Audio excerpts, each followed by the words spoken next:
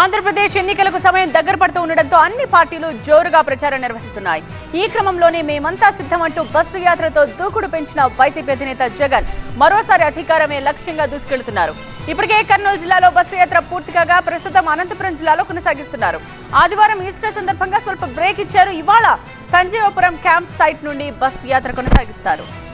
ముఖ్యమంత్రి జగన్ బస్సు యాత్ర 5వ రోజు స్కెడ్యూల్ ప్రకారం బత్తలపల్లి, రామాపురం, కట్టకిందపల్లి, రాళ్ల అనంతపురం, ముదిగుబ్బ, ఎన్ఎస్పీ కొట్టల, మలకవేముల మీదుగా పట్నం చేరుకుంటారు.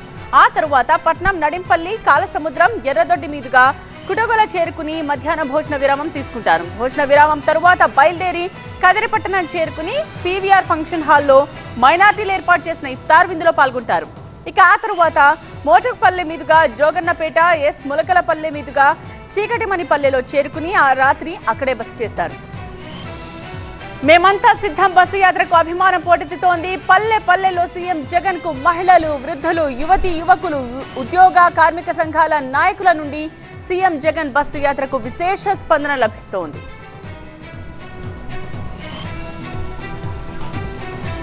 మా కరెస్పాండెంట్ వసంత్ మరిన్ని వివరాలు అందిస్తారు. సంజీవపురం క్యాంప్ సైట్ ధర్మవరం నియోజకవర్గం దగ్గర సిద్ధంగా ఉన్నారు.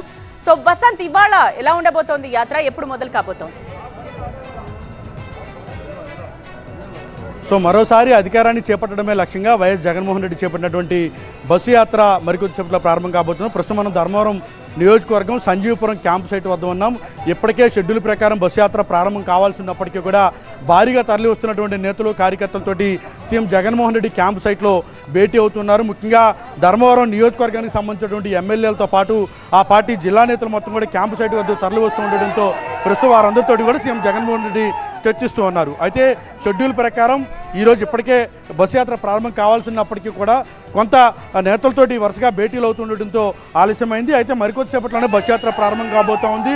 దాదాపు 4 రోజులుగా యాత్ర దిగ్విజయంగా కొనసాగుతున్నటువంటి నేపథ్యంలో 5వ రోజు జరగబోతున్నటువంటి మేమంతా సిద్ధం బస్సు యాత్రకు కూడా భారీ ఏర్పాట్లు చేసింది వైఎస్ఆర్ కాంగ్రెస్ పార్టీ. మరికొద్దిసేపట్లో ధర్మవరం నియోజకవర్గంలోని బత్తాలపల్లి అలాగే ముదిగుబ్బ మండలాల్లో బస్సు యాత్రకి సంబంధించినటువంటి రోడ్ షో కొనసాగబోతోంది. మరికొద్దిసేపట్లోనే సీఎం జగన్మోహన్ రెడ్డి బయలుదేరిపోతున్నారు. బస్సు యాత్ర పర్యటనలో భాగంగా ప్రతి ఒక్కరితోటిగా ప్రత్యేకంగా భేటీ అవుతున్నటువంటి జగన్మోహన్ రెడ్డి వారి సమస్యలు నేరుగా అడిగి తెలుసుకునే ప్రయత్నం కూడా చేస్తున్నారు. అయితే బస్సు యాత్రలో భాగంగా చాలామంది బాధితులు కూడా కలిసి వస్తున్నటువంటి నేపథ్యంలో వినతులను కూడా నేరుగా స్వీకరిస్తున్నారు. ఇప్పటివరకు ఏ సమస్యలను అయితే ప్రభుత్వం పరిష్కరించిందో అలాగే ఎవరెవరైతే సమస్యలు ఎదుర్కొన్నారో వారందరికీ సంబంధించినటువంటి వినతులు కూడా తీసుకుంటున్నారు. ముఖ్యంగా వైద్యానికి సంబంధించి ఎక్కువ వినతులు వస్తున్నటువంటి నేపథ్యంలో వారికి ప్రత్యేకంగా గ్రీవెన్స్ను కూడా బస్సు యాత్రలో ఏర్పాటు చేశారు.